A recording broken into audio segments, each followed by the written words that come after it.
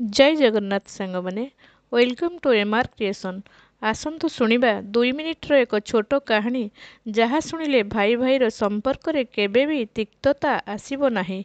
कहानीटी एहीपरि थिला। गोटिए गाँ रे दुई भाई थिले।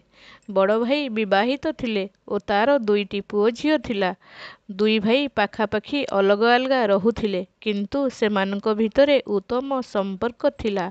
सेमानंकर जमी अलग अलग थिला। छोट भाई एकोला रहुथिला ओ बड़ भाई तार परिवार सह रहुथिला। थरे सेमानंक क्षेत्रे फसल भल होइथिला। बहुत भल शस्य अमल भी हेला। दुई भाई एहा देखि खुशी हेले।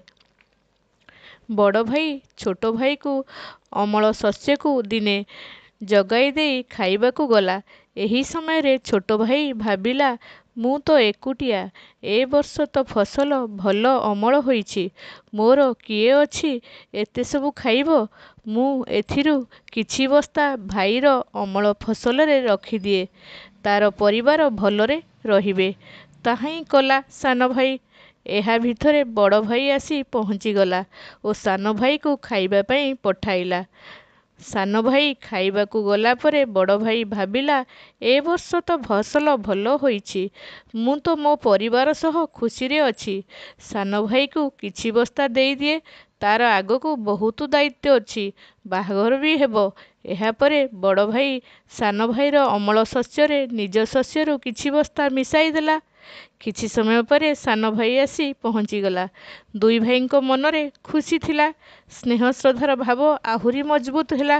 ତେଣୁ କୁହାଯାଏ ଯଦି ଆମେ ଭଲ ଭାବନା ରଖିବା ପ୍ରେମ ଆପଣା ଛାଏଁ ବଢ଼ିବ।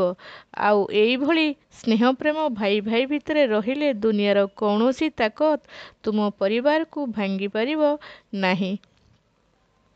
ସାଙ୍ଗମାନେ, ଏଇ ଶିକ୍ଷଣୀୟ ଗପଟି ଆପଣମାନଙ୍କୁ କିଭଳି ଲାଗିଲା ନିଶ୍ଚୟ ଜଣାଇବେ।